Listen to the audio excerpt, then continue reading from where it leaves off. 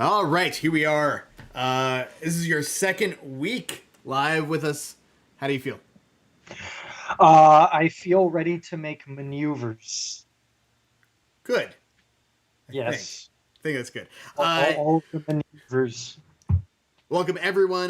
We're gonna sit here and just banter for a little bit. Wait and see if we get some more people joining us here today. What have you been up to this past week? Editing, a lot of editing. And watching JoJo's Bizarre Adventure. Right. Yeah, that one.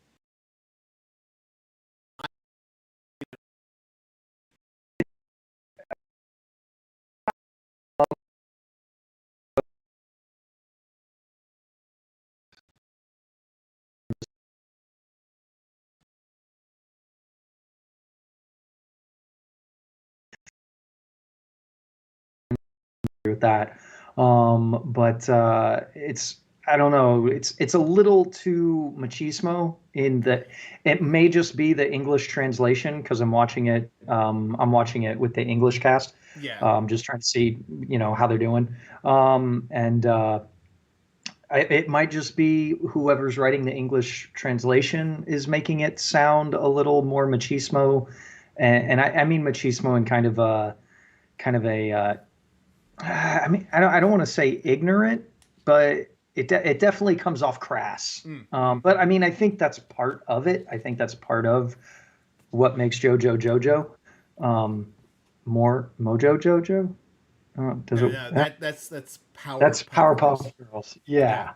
But I mean, I don't want to speak ill of it because the animation's fun, and I'm halfway through, and the fights are fun, and there's not a lot of filler. I think we talked a bit about filler last week, so Yeah.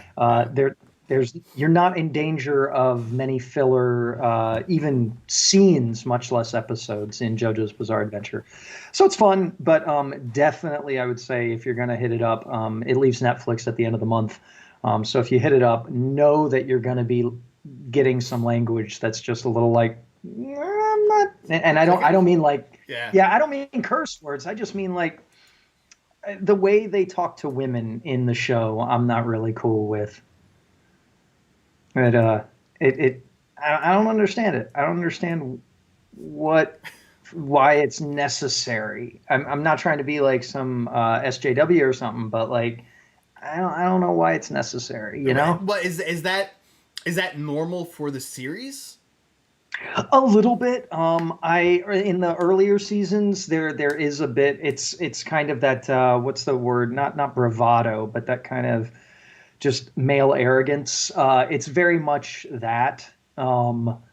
But this show, primarily in the first couple episodes, really, and then maybe a couple other times. But it. I mean, I don't want to.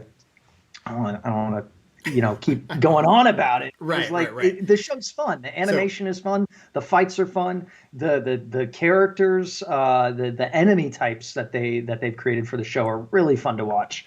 But yeah, it's just I don't know. it basically sounds like what you're saying is that if someone is sensitive to certain types of language, that this might not be for them, Yes. or they should be wary that there might be some questionable material. Yeah, definitely stereotypes and behavior towards women. Okay. Definitely, definitely put that up on the ratings list. Right. You know, Yeah. rated mature for ignorant thinking. I don't know. Yeah. Um. Yeah, I don't really have anything new that I'm watching. I'm back. I'm almost done with my rewatch of the Stargate series again. Okay. Um, I'm on season 9 of Stargate SG-1 and season 2 of Stargate Atlantis. Like I've started now watching them in the order that they would have aired on TV. So Sure. so I'm watching the episode of SG1 and then the corresponding episode of Atlantis to go with it. They don't cross over a lot, but there is some. So I want to make sure that in my rewatch, I don't like randomly have an episode where one of the characters from one of the other shows shows up, and I'm like, wait, what? What did that? Yeah, exactly. So are you going off of some sort of list, kind of like how there's the list for the Star Trek episodes, in that the order that you chronological order you should watch them? No, I'm just going off of their order on the show. So like episode like the when they started season 1 of Stargate Atlantis started with season 1 of or season 8 of Stargate SG1, and Okay. they aired the same night.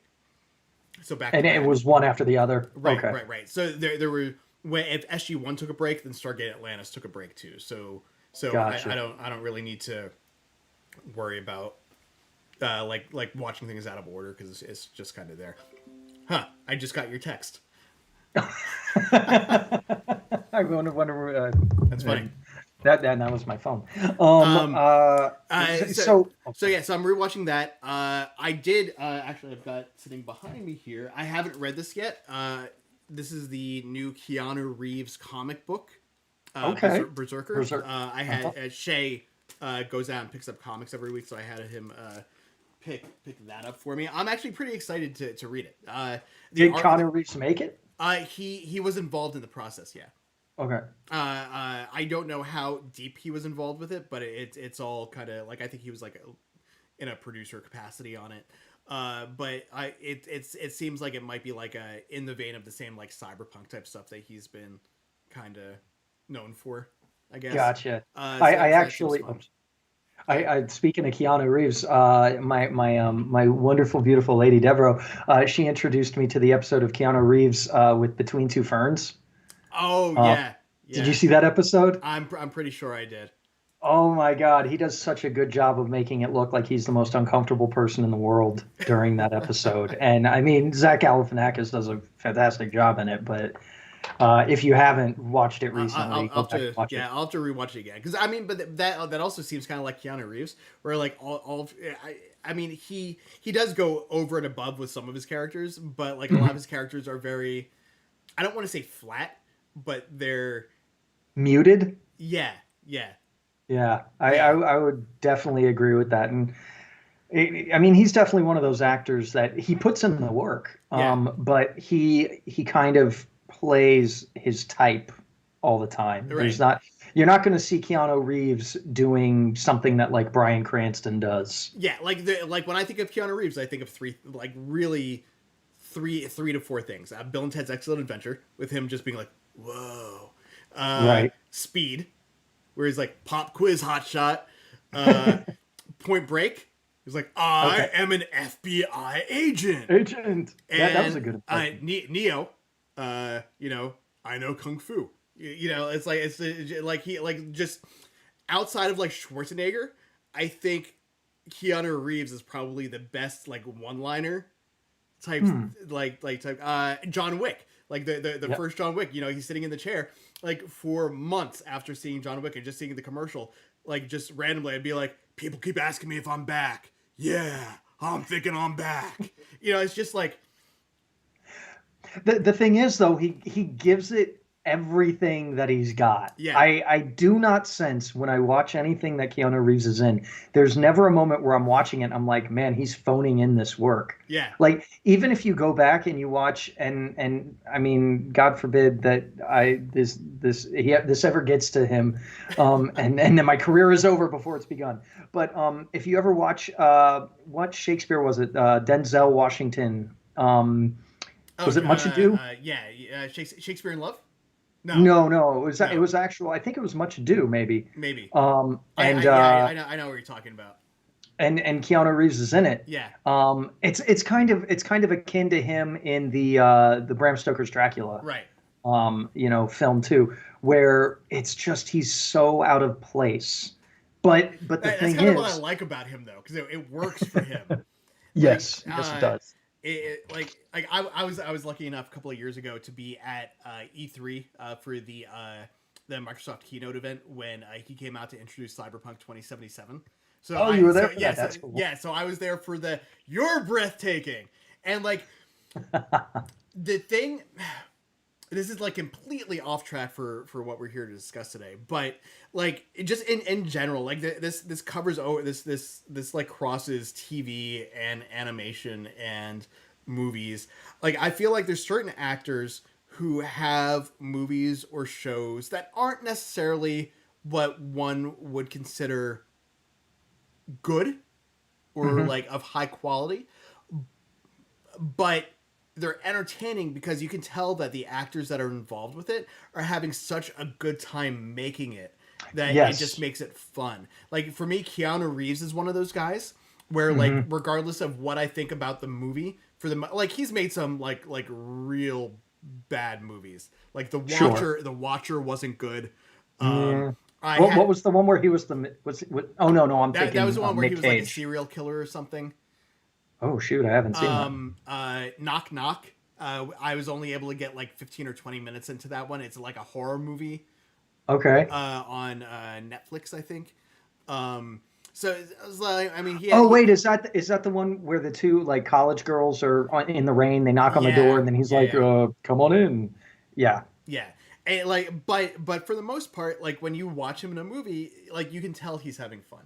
And for me, Yes. that's both him and Brendan Fraser is like the other guy who like I have at that level where Brendan Fraser makes shit like Monkey Bone and Monkey Tarzan Bone was or hilarious. George of the Jungle or Journey to the Center of the Earth, where like they're fun, they're funny, but the fact that you can tell that he's having fun making it just makes up for any drop in the quality of the Yes. film that might be there.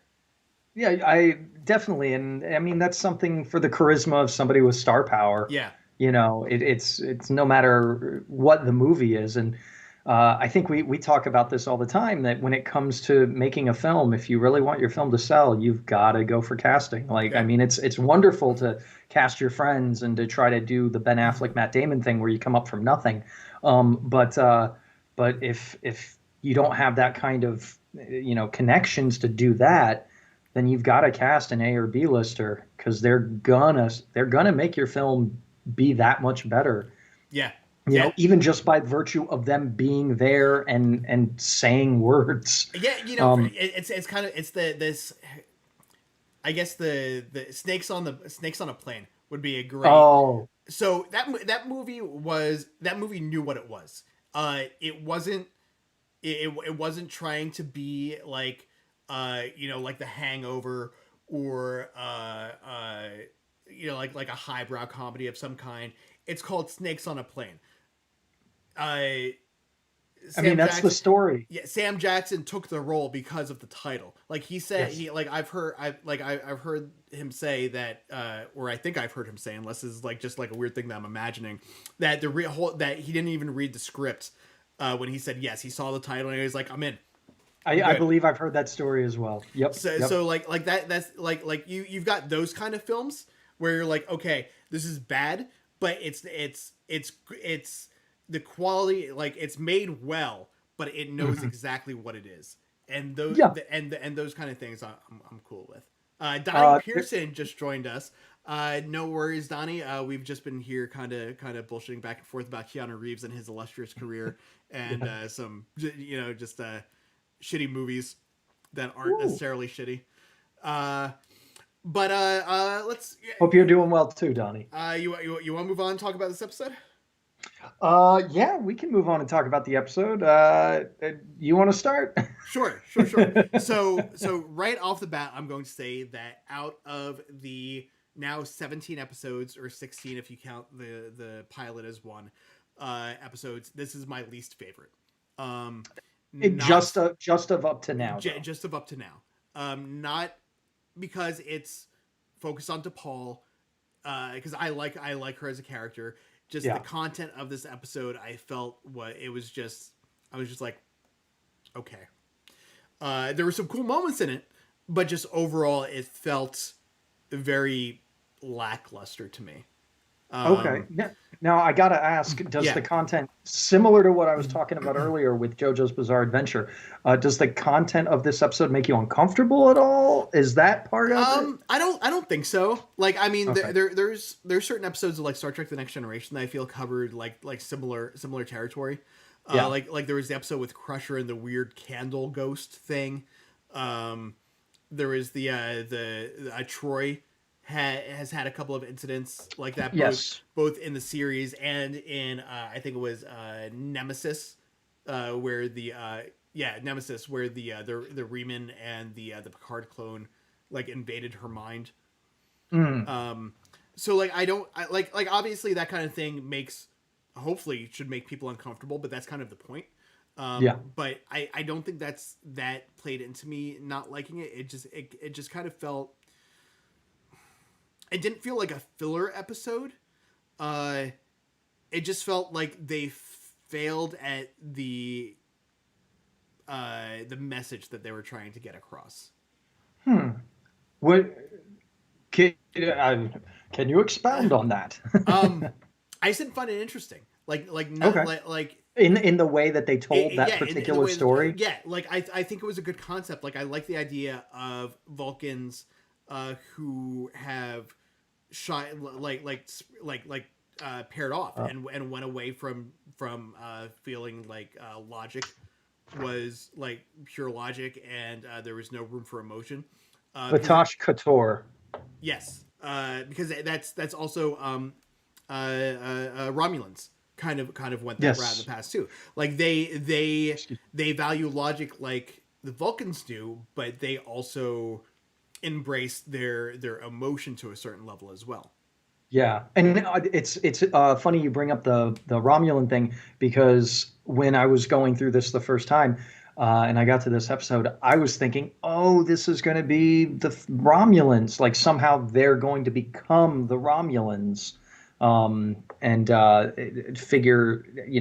figure out some way to make that lore work because Enterprise is all about connecting the dots from early on. Um, and I guess I was a little, I don't know if I was disappointed when I was like, oh, no, they're not Romulans. They're rogue Vulcans. Um, but it, I understand, and I'm not going to argue that I don't feel the same way about the episode because, and maybe it's just there's something about the tone, overall tone, not what they're discussing, not the storylines, not the acting, just the overall tone of the episode to me feels a little flatter than Yeah, most. that might be it too. Because like I mean I loved the interaction between Trip and Cove. Tor or Cove, Cove. Cove. Like Mhm. Cove, like honestly, what was going on with him to me was a little bit more interesting than the interaction between what was it, Talaris. Was that his name? Polaris. Mhm. Talaris and Enrique T'Pol. Murciano, I believe is the actor. It was just, I don't know. Maybe it was the creepy factor of it for me. Um, Because like I liked the storyline and I liked that they continued to delve in it. Um, and then not to give things away because I know that you're going slow again, but this sort of does come back up a couple seasons later. And so it is a thing that what I think thinking ahead, this is the beginning of T'Pol's journey, and T'Pol has quite a large character arc right. throughout the Yeah. series. Well, and even I think it was Solaris that said to her that he felt that her emotions were a little bit closer to the surface Yes. than most Vulcans, which I think is one of the reasons that he was drawn to her. Is Hmm. because he felt like he could bring, like he almost felt like a cult leader. Yes. Yeah. Yes. Um, You, and I think that also maybe weirded me out a little bit, just because it he was pushing her to join him in mhm. this, not necessarily rejection of logic, Vulcan values. but Yeah. to pull away from what they typically do, and like we obviously Star Trek Five came out before this episode, where with Cybok, and Cybok had also I don't know Turned what. away. Yeah, I don't know whether he was part of this group or not, but he turned away from uh, like not using emotion, and he ended up using emotion to basically build a cult around himself. Yeah. So like maybe this is like the precursor to that. Um, And there's actually fan theories that do support that as well. I don't know that any of the creators have ever come out and said we were building a direct bridge to Cybok, right. but that is a fan theory that I was reading up on, that um, it's very much the beginnings of what ends up becoming that storyline. Roughly Yeah, what 100 years in the future. I mean it makes it kind of makes sense because in this episode we got the first appearance of the Vulcan mind meld. Yes. We saw not the first appearance, but No, but the first the, time yeah, historically. chronologically the first time we've seen it in Star Trek. Yeah. And Cybok, while he didn't use the mind meld directly, like he didn't do the whole your mind to my mind to your mind to my mind type thing, he still used. I think it was a version of that when he would go up to people and take their pain away. Yeah, Like most likely. he definitely connected with someone on a some sort of a psychic level to connect to to connect to their mind. Like we saw that with him and Bones when he went back and he showed him when Bones helped his father commit suicide because he Yeah. was in pain, which was also a really random thing for Star Trek to do at the time because that was like the late '80s, Yeah. right? Or But Star Trek's always trying to be ahead of the curve yeah, with that kind of stuff, you know. But yeah. yeah, late 80s was late 80s. I remember as a kid, was that when Kevorkian was a big deal, or was he in the 90s? I think Kevorkian was in the '90s. Like I think Was that Kevorkian? I think that was like the mid to late '90s. But Yeah. maybe that was like the beginning of when that was all kind of coming together. Yeah. But that's exactly what this guy did is exactly what Cybok did to all those people. Like he invaded their mind. Uh, Hmm.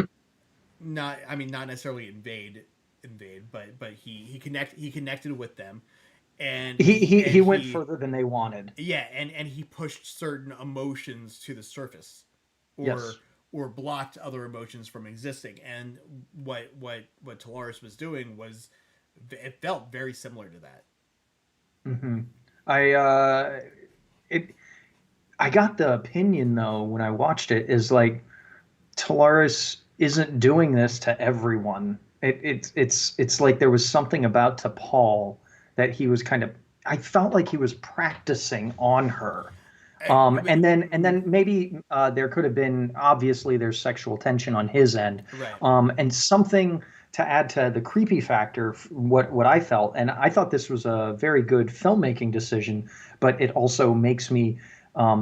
Kind of look at this actor in the way that I look at Paul Reiser after watching him in Aliens. You know, I can't see him not being creepy, but almost every shot when T'Pol and Talaris are together, aside from when they're in like the where they're the science, Yeah. I forget the science deck.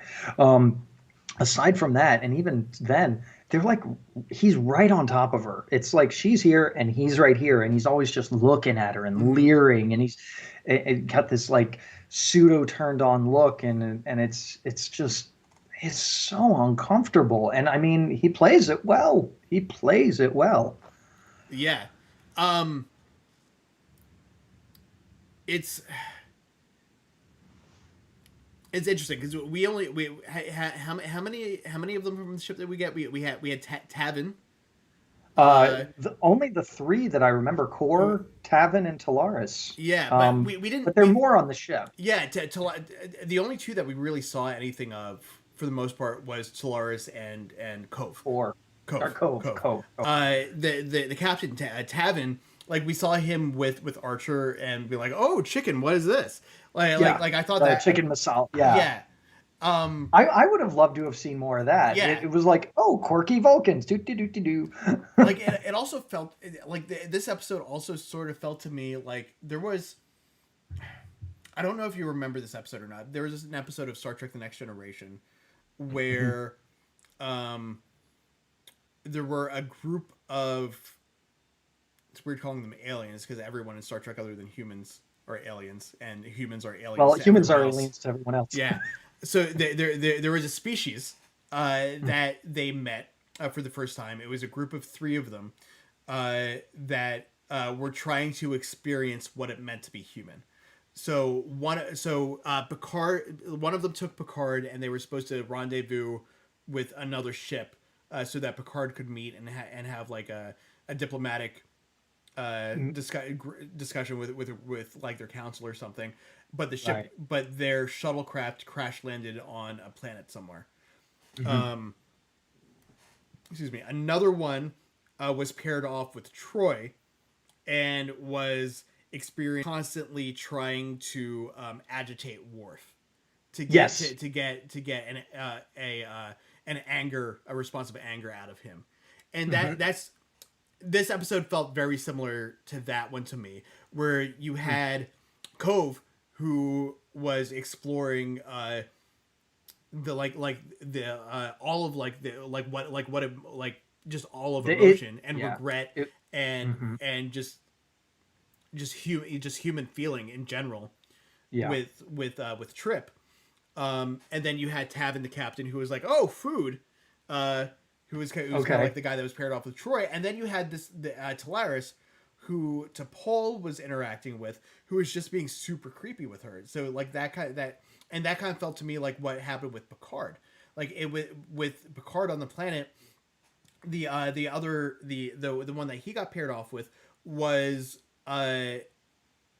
pretending to be this woman who had been trapped on the planet for like 15 years or something when another ship had crashed there and was Yeah. trying to get the reaction of love out of him.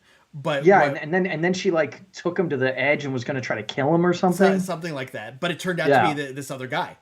Uh, Yeah. and it was that was another episode where I was like, huh, I think maybe that is like where I'm getting this like sense of just this episode being like kind of because like that episode too, like I thought it was a solid episode, but there were sections of it where I was just like, I don't know what they're trying to do here.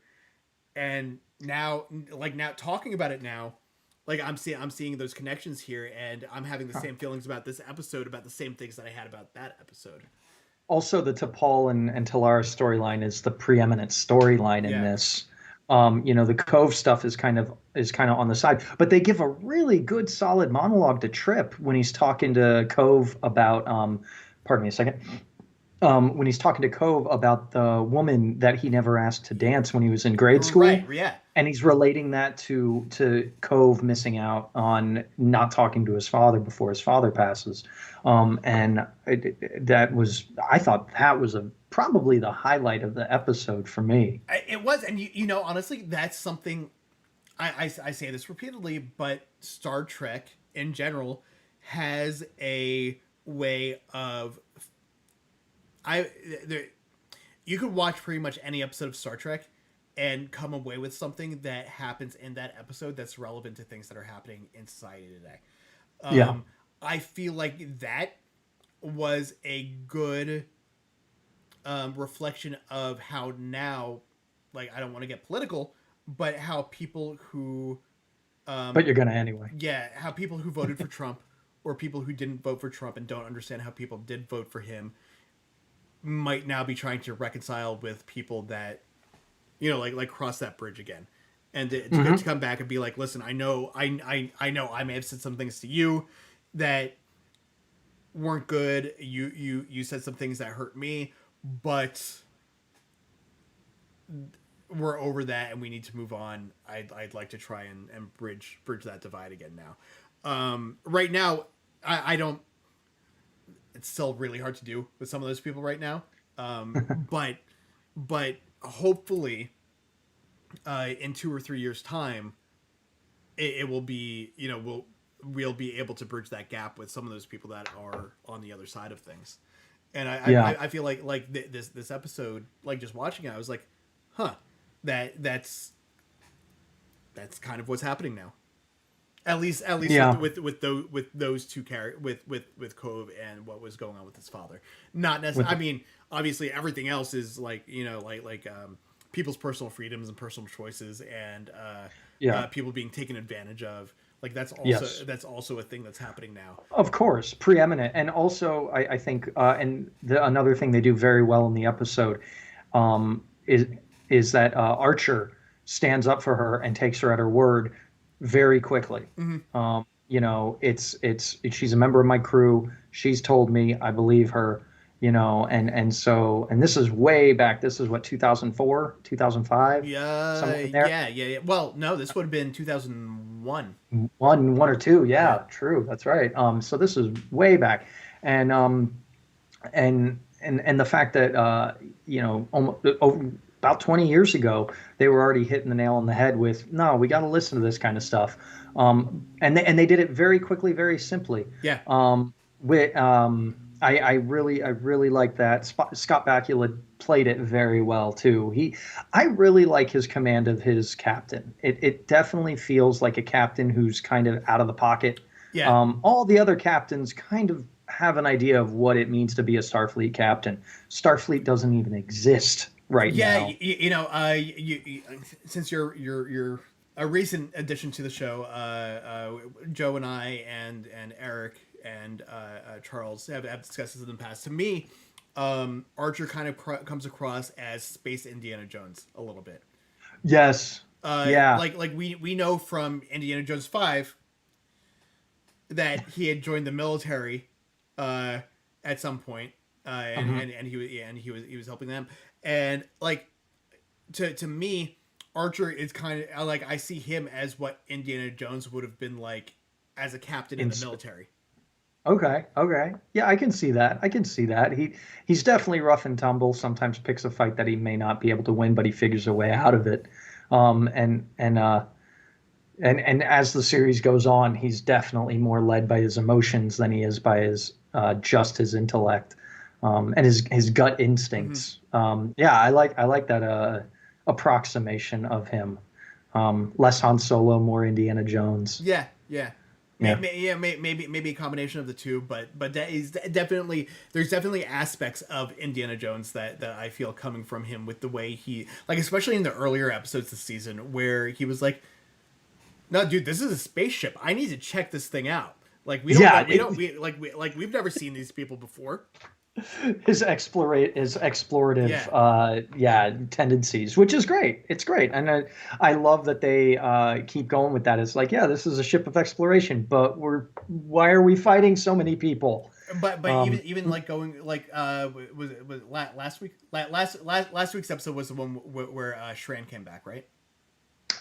2 weeks ago, 2 weeks ago. because last week was Shuttle Pod 1. Right. So yeah, so 2 weeks ago when we got Shran back, um, That was the one at the temple. yes. So previous to that, like the first appearance of Shran and the Andorians, when Hmm. Archer was like, "Hey, we want to go and check out the Temple of Pajem. We see this in here. T'Pol, you can get us in there."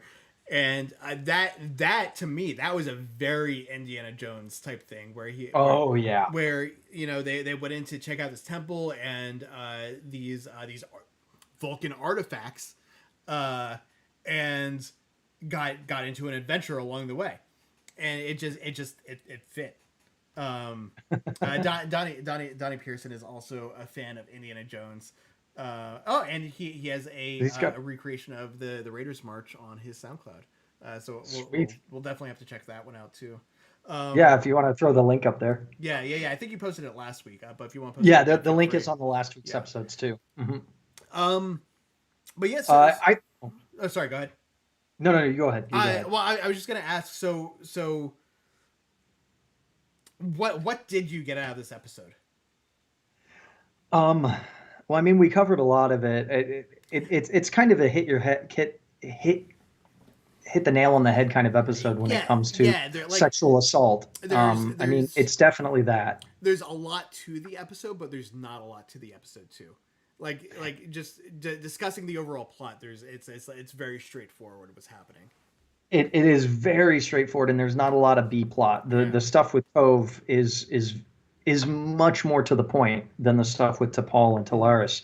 Um, I when I sat down to rewatch this episode, I remember when I hit play, um, I was like, man, this episode is so long, and it's obviously Yeah, no right, longer right, than right. any other Yeah, one, but it feels like it feels like it's really dense, but yet they kind of just skim over things really quickly. Um, they make it more about it being the mind meld and all that. And I mean, I guess that's fine because you really don't want to delve too much into trauma. right. You don't want to make it all about T'Pol's trauma because then you don't have an episode, you have a statement. And as much as Star Trek is trying to be very socially conscious and forward moving, they also want their ratings. Mhm. So I get that they're not trying to do a after school special, um, but it definitely felt like a slog to get through the episode. Yeah, it As was some, just slow. it was very slow. Something else that was very funny to me. It's the first episode that I noticed the hum in the background of the ship at the very beginning when they're talking to Tavin. I don't know if I, I can yeah, I don't know if I even if I I realized that. I don't know why it popped up, and then I can hear it at certain points in the episode as well. And maybe it was just the sound mixer they had that day. I don't know, but yeah, it was just there was a lot of things that stepped out. Something though that it made me think of when Cove makes his initial assertions on what Earth life might be like, and he talks about football and like trying to kill the quarterback and everything. It made me chuckle because I'm sitting there thinking, oh yeah, what would alien life think of some of our things? Yeah. And it made me think, what would a Klingon think of football? Because Yeah. like I can get how a Vulcan would be like, I don't understand the logic in doing that, but a Yeah, Klingon would be like, why are yeah, why are they trying to kill that guy? yeah, and the Klingon would be like, why is that guy not dead? But That Klingon football would be really interesting to watch. right? Oh man, I mean, That should be. do you Oh think they ever man, get past the that first touchdown? so we still have I haven't put this up yet. Next week we will air my the second half of my interview with Michael Dorn, where he actually goes and talks about more of the war stuff. I've been holding on. I keep forgetting to load it into the show, but next week we'll have that. But now like that's I should have asked him. I like that should have been a thing. What do you think Klingon football would be like? Too bad we didn't have this episode prior to Right? it. Um, I know that we're kind of starting with trivia and stuff, so I can kind of segue Michael Dorn into some trivia, if Yeah. you want. So Tavin is actually played by Robert Pine. Yeah, Robert Pine. Do you recognize that name at all? Is that Chris Pine's father? It is Chris Pine's father. Do you recognize it for another reason? I don't. He's the sergeant on Chips, Oh in which wow. Michael Dorn also played. Robert Pine did the entire series, which I think lasted about 7 seasons or so. Yeah, Um, sounds right. and Michael Dorn did about 3 seasons, I think, 60 episodes I roughly. I don't remember him being on the show. Like I remember seeing episodes of Chips here and there. Like Hmm. I watched the movie. Yeah. Maybe like sometime last year. I think I watched the movie, which was it was The, fun. I like Michael Pena and Dax Shepard, so yeah. it was just fun. But yeah, I don't remember. I don't really remember the actual show all that well, outside of And like I Eric mean, Estrada. yeah, exactly. That's an Eric Estrada, but Robert Pine was opposite Eric Estrada in a lot of it. Interesting. Because he played the sergeant, and then yeah, so that was kind of interesting to learn. And then, of course, yes, Robert Pine is Chris Pine's dad. Uh, so they are within different universe. Well, they're in the same universe, different timelines Right, together. right. Well, sort of the same timeline because this would have been before the Switch. Um, yeah, I mean, and Donnie's hitting it right there too with the Kelvin Yeah, timeline.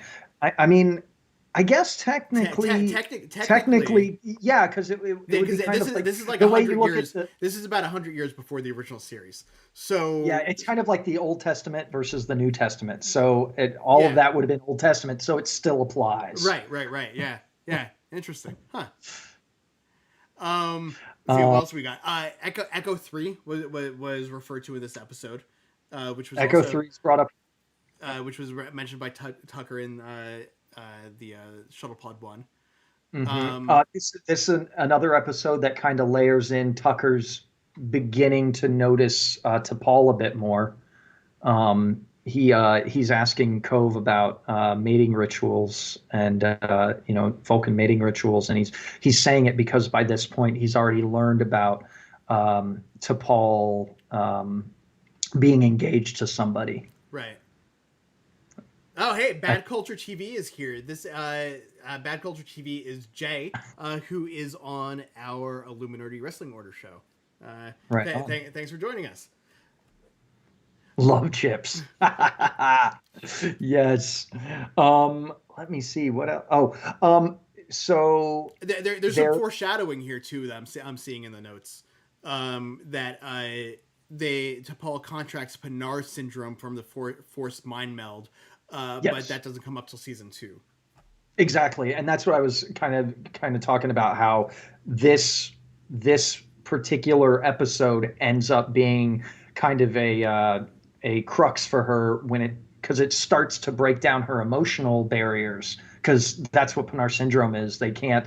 I mean, they're of course equating it to like an STI or something like that, but it kind of moves forward, and you see her slowly not being able to handle her emotions as well, and it has to do with that. And it's not even resolved until season 4 fully. I think yeah, season 4 is when it's pretty much resolved. That's not a storyline that I remember. It's because I remember a lot, but very surface level, and that so I don't remember really the specifics of what was going on there. Gotcha. Well, I'll leave that for you to rediscover, because I've been I've been binging through. There's something else that's kind of interesting. There's a set piece that makes a return to the Star Trek universe in this episode. Oh, really? Yeah. So when you go into the mind meld flash back in the dream, when you go into the dream and she goes in the diner or the jazz club, behind her there's some great looking kind of thing. It's got like a bunch of circles on it and stuff, and that set piece actually has been used on an episode of DS9, and both in the Star Trek movies Insurrection and Nemesis. Interesting. Yeah, so there's a set piece that has now made its 4th appearance, which is more than some actors have made an appearance of. you know what's really funny? This has absolutely nothing to do with anything. But so I've got the fandom page up for this episode, and the ad on the side of the screen is for a Food Network show. That I'm wearing a shirt for. What Food Network show? So I'm wearing a shirt for a show called Tournament of Champions. I worked on season 1, and this ad that was on there was for season 2. And I'm looking at it. I'm like looking back and forth. I thought that Tournament of Champions was like an old EverQuest shirt or something. Oh, that'd be great. Like I did play EverQuest back in the day, and EverQuest. I actually called in sick to work to play EverQuest 2 the day that it released. Oh, really? Both my roommate and I, we both got it. We both called in sick to work, and we sat around playing EverQuest 2 for like the entire day, like for a good bit of time. I think like at least a week or two. The two of us were the highest level crafters in the specific fields that we chose on the shard that we were playing on. That's cool. I was focusing on containers to hold things, and he was focusing on, I think, light armor. So he was making like leather armor for people, and I was so like people were coming to me to make the backpacks and stuff that they had to go out into the field so that they could collect things to come back and craft other things. So the two of us were really working good together because he would go out and hunt things to make the art, or we would go out and hunt things together to hunt, and he would use it to make armor, and I would use it to make the pack so that we could carry more stuff back. And it ended up being like Now, a really good cycle. were you at that fortunate phase of the Evercrack deal where you could people would be paying you for these items, or was this still before that kind of thing? In-game currency, not In-game currency, yeah, but not in really, actual yeah, cash. yeah. Yeah. I honestly, I kind of fell off the game after a month. Like MMOs in general, like I'm just like, oh, this is cool, this is cool, this is cool. All right, I'm kind of done. Yeah. Don't mind the dog in the background. Yeah, you know, Um, the other day I heard that dog. I thought it was coming from inside the house, and I was like, that's not right. it was coming from inside the house. No. So, Just like the phone calls. yeah. Some other really cool stuff that I was reading here. Rick Berman once referred to this episode as a very interesting story. But in retrospect, Brandon Braga said, "I thought, quote, I thought Fusion was good." Uh, but like those are both very. I don't want to say curt, but just very, very, It- very base yeah. level. I'm not going to talk ill of my work, but don't watch that episode. Yeah, No. Let me see. What's something? Oh, well, and granted, people wouldn't have known this at the time, but this was the lowest watched episode of the first season of season one. Now, this I find funny. This was the lowest watched episode of season one. However, 4.49 million people still watched it on first yeah. airing. That's how many people watched it, and it was the lowest watched of But episode of season one. something interesting, like you talk about those numbers now, and people are like, oh well, you know, 40 million people tune into the Super Bowl or whatever. Yeah. But then also you hear that and you think that's a big number, but at the same time, back then we didn't have streaming services in 2001. No, no, it was what was ever like competing and these, against yeah, each other. and this was live viewers, so the Mhm. numbers for this show in 2001 are much higher than you're going to get for ratings on shows today in general. Exactly. And the 4.49 million, I mean, granted, yes, there's somebody who watched it they might have watched it to the first commercial break, they might have watched it to the end of the episode. Yeah, But that's still, pardon me, in 2001 numbers, 4.49 million, and that's still the least watched episode. I thought that was pretty insane. There were two other episodes that were close to it in later seasons, but yeah, it's interesting because it was it wasn't a bad episode. It just wasn't a particularly exciting one. no, it wasn't, and it was a very cerebral episode. Yeah, And I'm not one who needs a bunch of action in my shows. I do love action, don't get me wrong, but even in the storylines themselves, it was very plotting. It didn't feel immediate. It didn't feel uh, like I didn't feel an undercurrent of necessity in the episode.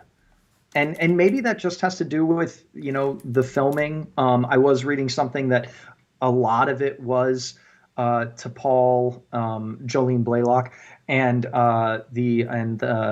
Enrique Merciano. A lot of it was them. It's another episode where there's not a lot of extra cast members. I think the only stunt in the episode was when Scott Bakula gets thrown by yeah. which incidentally, I believe, if I understood it correctly, that was actually him. The stunt coordinator wanted to do the trick, but the area was so small, he said, that they had to have Scott Bakula do it because otherwise it would look completely not like Scott Bakula. Interesting. So kudos to Scott Bakula for being, hardcore So, and doing that. picking up on our conversation about ratings, I just want to go back. So I'm like, I wonder what else was on, because it got a rating. It had a Nielsen rating of 3. So I pulled up. Yes. So this was a Saturday night. was wait nope, sorry, hold on, I'm on the wrong day. It's pulled up the second, not the 27th. Now Nielsen ratings, how far do they go up? Like I'm 5, not. 10? I Here, I'll I look think up that one. I think like five. No, no, it's got yeah, it's got to be 10. Um, so February 27th, 2002 is when this episode aired. Um, I don't know. Oh, okay. So it aired at 8 o'clock. So it was up against My Wife and Kids, the Damon Wayne show, Okay. the Grammy Awards, uh, the Fox movie special, which was Rush Hour, Oh, Ed, uh, okay. The Ed, the TV show? yeah, Yeah. and Dumb and Dumber And an airing of Dumb and Dumber. on the WB. That's So actually, this was before UPN and the WB turned into the CW. and they So still got in 4.49 million viewers. That's pretty good. so on the site that I'm looking at, it says 4.5, but the Grammys had 19. So like when you're this is it's kind of interesting to look at because like when you hear about like okay, this was the lowest rated, this was one of the had the lowest Nielsen ratings or viewers, you have to wonder Yeah, why. Why is because it was up against the Grammys. that's true too. And that would explain because nobody knows about this episode beforehand. Right. It's got a pretty good Metacritic review. It's like 7.7 or something like that. Yeah, that's not bad. That's I wouldn't call that bad. Okay, maybe it's just because I don't have my glasses on, but I can't see what Nielsen ratings go to. Yeah, Um, I don't know because like here, like the Fox movie special, which was Rush Hour, and the Grammys, the 44th annual Grammys, both have a rating of 11.9. So that's over 10. yeah. Yeah, So so I don't know. But it says Enterprise had a share of 5. Ed had a share of 13. Its rating was 8.1 with 11.8 million viewers. And the Grammy Awards had a share of 19 with a rating of 11.9. So so I don't it know. must just be a metric that goes with the amount of viewers then, huh? Maybe. Yeah. I don't know. That's something to read up on. Good old Mr. Nielsen Yeah. or Miss Nielsen. I don't know. Yeah. Um, I don't know.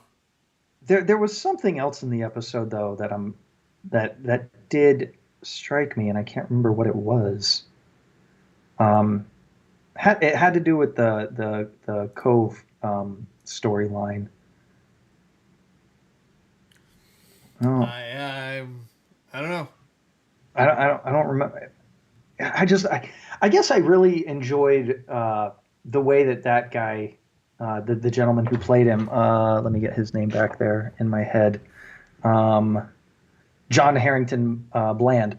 The way that he played Cove was, I just enjoyed the simplicity of his performance. I felt drawn to him the most out of everybody in the episode, except for maybe the one little monologue from Connor there. Um, just the it felt very real and immediate as opposed to everything else in the episode, which felt kind of heady and Yeah. intellectualized. Yeah. Yeah, I don't. Yeah, I don't know. So if you were to rate this episode on your own scale, Yeah. like let's say 5, like is it like a scale of 5? Okay. Like where would you put this episode? Uh, 2.8, 2.8, maybe a 3. I'd say somewhere right in the middle. Yeah, It's got good things going for it. It definitely has good things going for it. Maybe it's just too much packed into 42 minutes. Maybe it maybe. needed to be a two-parter. Um, Yeah, I mean, I would agree. I would put somewhere between a 2.5 and a 3. It was a very middle of the road episode for me. Like there was nothing that stood out as exceptional, but there was also yeah. nothing that stood out as particularly just bad. No, it was a fine episode. There was nothing that was off-putting as far as the making of it or the acting, and it felt very plotting. And To bring it back to that chicken thing, I never knew the tone that this episode was going for because Yeah, it starts out on this kind of ho hum the yeah. chicken, and Each then it becomes sexual assault. I'm like, each storyline between each of the three different crew members from that Vulcan ship, yeah, different tones. Like all of them are different tones. and they don't use Robert Pine a lot. He's not in Yeah. much of the episode. It's biggest name on the Hmm. cast for the guest stars at least. Yeah. But he doesn't do much other than like, oh, I'm the captain and I want chicken, you know. Yeah. Yeah. I don't know. So next week, our next episode is called Rogue Planet. Mm-hmm. Uh, in this episode, the teaser is actually, let me see if I can come up with that. Here we go. Just the synopsis instead of the teaser. Archer has visions of a mysterious humanoid woman on a rogue planet where it is essentially eternally nighttime. Yeah. So a rogue planet is a planet that's broken out of its orbit and is just kind of flying through space on its own. That's a pretty good episode, actually. And the thought of a rogue planet is kind of scary. Well, apparently we have one in our solar system. People keep saying that the elusive Planet X. Oh, yeah. Is that Nemesis or is Nemesis something else? I think Nemesis is something else, unless I don't know I don't know for certain. But there's apparently I thought they Planet keep X saying I thought Planet X was just a planet like an exoplanet, something that was orbiting but outside of the main. oh, The main thing. maybe. I don't know. I just remember that recently, like within the last year, scientists were saying that, oh, we've got evidence of the rogue planet. It's going to be coming near the sun, and nobody ever saw it. And Yeah, so, speaking of science, I sent you the liftoff of Starship, yeah. Texas. Did you watch what happened afterward? No, I saw like some of it. But So, I didn't excuse me. watch the whole thing yet. It's really great. I mean, it's freaking phenomenal seeing it go straight up and then come back down. And when it nails the landing, it's really cool to watch. So, definitely look it up. It's on NASA's website, or yeah, probably Yeah, NASA's either website, if not NASA or JPL SpaceX's. probably somewhere. Yeah, Um, SpaceX. but because it's a SpaceX craft. But it's fun because as you watch it, it kind of looks like something that had Enterprise been made now, they would have utilized Like been that in the footage. intro. Yeah, because you know how it's a bunch of actual Yeah, footage when it yeah. comes to the Neil Armstrong, Buzz Aldrin, and all them. But what so it was great, and you watch it, and we see it land, and it's so cool. Apparently, within minutes afterwards, the thing blew up. It, so Oops. I don't know if the rocket fuel was on the ground and it caught fire or something, but minutes later it blows up and it's standing straight up and then whoopah. Fun fact: I used to live before I moved in here with you. Mhm. I lived basically across the street from SpaceX. Oh, did you really? Did you Uh, ever go on their campus? no, because I was pretty much like I lived there pretty much all throughout the pandemic. Like I was only there for a couple of months before all this started. And for part of that, I was working on set up north in NorCal. So I never really got the chance. But the shopping center that's directly across from it was where I would go when I needed to get something from either Lowe's or Target or whatever, because it was literally like a mile away, if that. Yeah, gotcha. Real quick before we sign off, I want to give you kudos though. The channel got some really big hits this week. Oh yeah. So for anyone watching that hasn't seen the news, we were actually trending we were trending on Twitter with it. There is work being done, pre-production, development stage on bringing the X-Men into the MCU universe. We've known this for a while now, but we have on our website, if you go to theilluminary.com, you can get some deeper details about what they're actually doing. We have some people that we know that like to give us information once in a while. So we managed to score some info about what's coming up. I know people like to ask what's your source for this information? Tell us who your source is. No. What? Why won't you tell us your source, Josh? I we like getting information, so we don't but want them to get fired. it's okay. So you do care about them. You do care. That's like I don't really that like that's a whole long conversation that I don't really want to get into, but it's so bizarre to me because like like you read articles on like the New York Times or like some like big big news outlets, and they release information that they got from sources that they have Yeah. that they don't say who their sources are because it's the same thing. Like they don't Yeah. want to put these people on blast because Exactly. otherwise they're going to ruin their relationship with that person. Like There's a especially reason there are whistleblower protections. yeah, and like especially in like fandom in general, like whether it's Power Rangers or Marvel, DC, Star Wars, Star Trek, there are some real toxic elements in these fandoms, and Yeah. I'm sure some like a lot of these people don't want to be like harassed online because they gave information out to someone, or people are going to be doing the same thing to them. Like well, where'd you get this information? Really? Well, this has It's been fun. yeah, it's weird. I don't know, but yeah. So next week, join us again at 2:45 on Saturday for episode 18 or 17, depending on what streaming platform you're looking at. Rogue Planet. On our previous show, the Retro Rager wrap up, where we just finished talking about the 2019 Ultraman series. Next week we will be starting Power Rangers Light Speed Rescue. But Elle and Corey and I were discussing maybe starting up an additional show about the Pacific Rim anime that dropped on Netflix yesterday. It's a short season. Might take us like a couple of weeks to get through it, but that could be something fun to do. I know you are currently preparing some Cowboy Bebop content for us to kind of get everyone ready for the live action series when that comes out. Elle actually expressed some interest about like maybe joining you for some of that, so we'll start up a conversation with her. But I'm excited. I love Pacific Rim the show.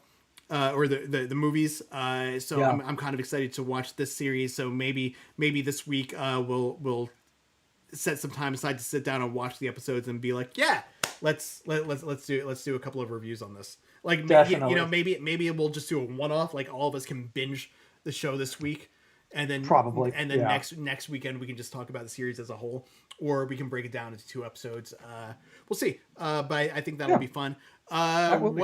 What kind of fun stuff do you have coming up this week that you are doing? I know you're not much of a social media guy necessarily. No, I'm not. I mean, I'm trying to get better at my Instagram, so feel free to follow me there. And if people, I guess, want to hear what I have to say, I'll join Twitter. But I just don't feel like anybody really wants to listen to another voice on Twitter. Twitter is kind of a cesspool, but it's Yeah. like I recently hopped back onto Facebook yesterday. Because Yeah. I'd gotten a notification that someone had sent me a message. So Uh-huh. I was like, oh, what is this? And I got on there and I see like all these notifications from like other things over the course of the past week. I'm like, someone Yeah. tagged me in a post. Someone else sent me a message. So I was like, all right, God, social media. should I come back to Facebook? Like, do I need to? So Is that the message? It said, "Hey, it's been a while. Come back." no, it was just one of my buddies from Florida just like sending me an article about White Castle opening up a location in Tampa. Oh wow. And Oh, which, that's right. I which, did hear about that. And I think what do we have out here? The burger joint. Why is my Guys, brain? In and Out. No. Five Guys is already there. No, the In and Out is moving to Florida. See, why can't we get a White Castle out here? That'd be nice. Like I I feel would like find a White Castle. I was talking about Shay. We are talking with Shay about this last night. I want to open a White Castle franchise in California, somewhere in LA, or like a pop up or something, because Just buy a food truck. we would clean up if we opened a White Castle out here. Like Yeah. especially if we get like Cal Penn and John Cho to show up. Like Oh done, man. done. Oh man, that would be hysterical. Yeah, Like why I not? could buy a house. But just instead of being White Castle, make it Illuminati's White Castle or something like that. See if there's cross branding going well, on. this was the thought. Like now someone's gonna steal it. Team up with Seth Rogen, Cal Penn, and John Cho, because Seth Rogen has started his own weed company. So he has Oh, he okay. has his That own. that's surprising. He is it? He's got his own strains that are going to be available in California next week. So I was like, this is perfect. We do a White Castle pop up, get Harold and Kumar and Seth Rogen to come out. I don't know what the rules are. Like we're not Denmark or Amsterdam, so I don't know what the rules Oh, are here for allowing smoking in businesses. Like if we can have like marijuana bars out here like they do there. I But don't know. if that's something that we can do, people get stoned as shit and then eat White Castle. Like how like How long have you been thinking about this? And did you put your business proposal in already to the what would that be? The FTC, the SEC? well, if it's a pop up, I just need to find someone with a food truck that already has the food license, and then You can get the guys outside with that school bus that they're oh yeah, converting. yeah. So like I think we can do it. I think we can do it. I think that'd be great. If any of you steal this from me, I'm coming after you. Oh, because you, yeah, right, yeah. If any of you pull that off, he's coming after you to go buy a burger and some weed. Yes. Yeah, that'd be it. That'd be it. All right. Uh, Well, yeah. see you next week. Yeah. Again, make sure to check us out at theilluminary.com for all of your Marvel, DC, Power Rangers, Star Trek, Star Wars news. There is some Star Trek news that we might be dropping in the next couple of weeks. We'll have to see what's going on with that. Tomorrow night at 8:00, join us for the Illuminary Wrestling Order Bad Culture TV. Jay will be joined by Pumps and Nathan to discuss everything that happened this past week in the world of professional wrestling. Jamie and I and Eric will all discuss Star Trek Online and try and figure out a day to do our character building on that. Yeah. And maybe we'll be back sometime this week or next week with a discussion on the Pacific Rim anime that is now on Netflix. Sounds good. And I may go punish myself and play Dark Souls. Ooh. I need to get back into Cyberpunk. Yeah. Yeah. You're But almost finished with that. yeah, I'm thinking I might put that on the back burner just for a little bit, because I bought the Avengers game because Okay. the next gen patch for that is coming out, I think, this week. How much did you buy it for? Like $10? Didn't it I go down in price a lot? It was on sale, but it was like it was like 25 or 30. It was Mm, something like 50% off. I'm sure if I had bought the physical copy, I probably could have gotten it cheaper, but gotcha. Yeah. you know, $30 for a game that at launch was like 70. So Yeah. it's Yeah. but yeah, so we'll see you guys on the social medias and back here next week with episode 18. Yeah. And I'll probably see you in the kitchen. Most likely. Later, Al.